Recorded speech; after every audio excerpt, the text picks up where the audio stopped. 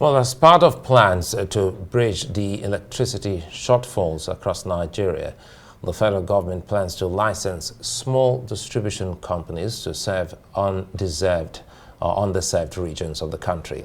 The Minister of Power announced this at the closing day of the 7th edition of the Nigeria International Energy Summit here in Abuja. Oil and gas expert Olabode Sowunmi joins us in the studio now for more on the summit. Good to see you, and thanks as always. Thank you. It's a moment. This is different from going outside the shores of Nigeria to Houston, Texas, and the big names were also here.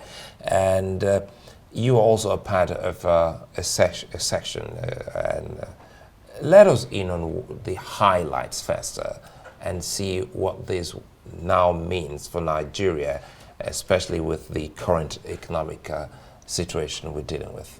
Okay, thank you. I think fundamentally, it's important to note that when you're having events of this nature, it means different things to different people, and it should. Because many people go to events and they don't get the best out of it, and they wonder, why do we keep holding these events? Because they're not prepared for it. Any event is a marketplace of ideas. It's a marketplace of opportunities, and you need to be prepared to meet those opportunities.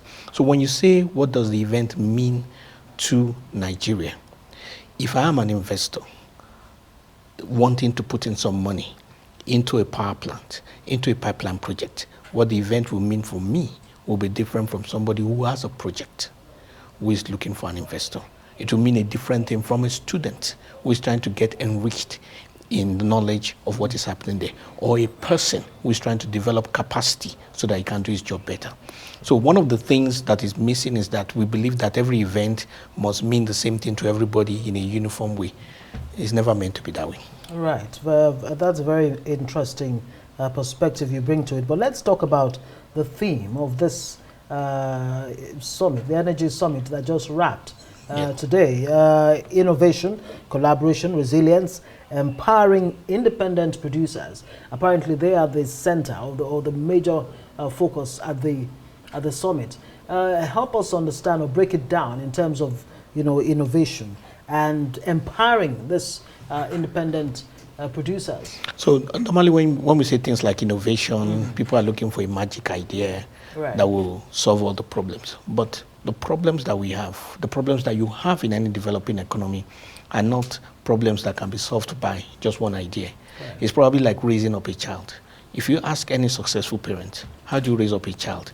They don't have any formula. It is a bunch of doing the right things consistently over years that produces the result. And it is the same for this kind of problems. So when we're talking about a power project, you are talking about doing the right things. You need to have some fundamentals in place in terms of your consumer, your off-taker. You need to be sure of your source. I mean, you need to get fundamentals in place. Right. Where we get to get it wrong a lot of times, and we ask, is that if a mother is supposed to have a child in the womb for 9 months before it produces the baby, we want to do the right thing for 6 months and then give up.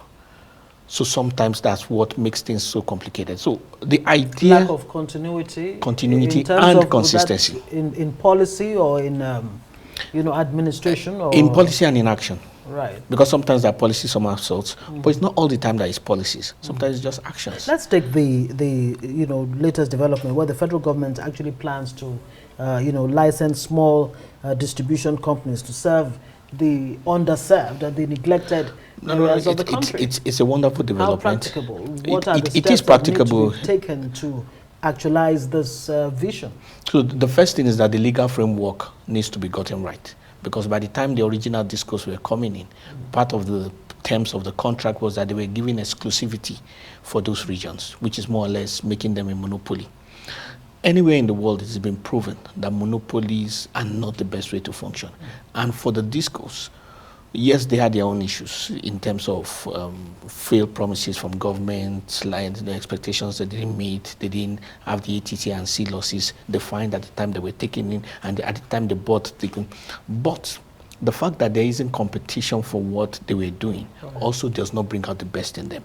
And as a result, they focused on where there was immediate benefits, and there was limited interest in investing in those underserved areas. And when you see places like rural education agencies and some of all those places who are statutorily made to serve the underserved areas, sometimes they did not get the required cooperation from the discourse. I mean, there have been petitions before the National Assembly that I'm aware of, where the Rural Education Agency set up a transformer. And for some reason, some of it technical, some of it political, those transformers were not absorbed into the system of the discourse. So if you have people, small distribution companies who are focused on villages and some of those places on the outskirts, on the outskirts of the tangents, then they can focus their mind, they can source for investments until they make it profitable. People must understand that all over the world, economies are developed by entrepreneurs. Right. And entrepreneurs are those who overcome the challenges and bring out profit. You know, in the face of what this is about, listen to the Power Minister. Some of the key concerns will be on underserved areas versus those other existing discos who are meant to also serve some cities or communities and are not getting the right services. So it brings into focus the ministry and the regulator, in this place, NEC. So in all of this, because I listened to some of the conversation, in all of this, how do we try not to repeat what we have at the moment, knowing full well that if we bring these small discos to help those small areas, ultimately we won't abandon those people who are already complaining that the big discos have actually not been given services? Okay, so it's like saying, can you guarantee the future? I mean, even if you're a prophet, tested and known, you understand, sometimes there can be errors.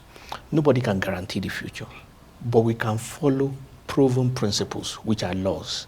Because, for example, if you jump up, the law of gravity says you come down. Now, so if you follow these principles, we believe that it will create a change in the system that will allow ultimately for progress. Competition is an economic principle. Right. So if we allow for competition, by the very nature of competition, it allows people to bring out the best. When they say necessity is the mother of invention, it is at the root of competition. It is at the root of people trying to survive in difficult times. I mean, when we talk about the U.S. that we know it today, U.S. was very poor at the end of the Civil War in 1860. But between those 40 years, between 1860 and 1900, it was just about 5 people that built the foundation of the U.S. economy as we know it today. Sorry to cut you here. When you talk about competition, are you looking to having the disco sometimes disco A can actually also get into another city where disco B operates? Because as it is now, you can actually move in. So for you to have that competition you just spoke about, then we need to get it almost like the telcos. You don't restrict me so that I know I have choices at my disposal as a consumer. That would be nice to do, you know, because I've not seen the details of this, so I cannot speak to what I don't know. But what I'm trying to say is that my understanding in terms of what has happened is that they are going to license smaller discos who will focus on certain regions. Now, that's why I said that one of the first things they need to do is to clear the legal framework. They need to also look at the terms of agreement to ensure that people who are actually doing their business are not running contrary to the law. The government can say they want to do anything, but if the contract available to the discos does not allow the government to do what they want to do, they will go to court and they will win. And those people who are having those contracts, irrespective of whatever support they have from government, will be made to pay damages. So first and fundamentally, the legal framework needs to be sorted out. It is from there that we can now determine and see what is possible, whether there will be movement within the disco region or there will be sub-discos within a particular region to ensure that those people are met and that they are fed. Above all, very much above all, what is in the interest of everybody, and I want to believe even the discos themselves, is that there's greater power available to people, more reliable power, and ultimately cheaper power. Especially in if we have those three underserved areas. Yes, if we have those three goals together as a community, I want to believe that everybody should be happy to see some competition and some measure that will allow for these things. We should not forget, increase in electricity is directly proportional to increase in GDP. You can say that again. Olabode Sowunmi is the oil and gas expert. Thank you very much for joining us on News Night.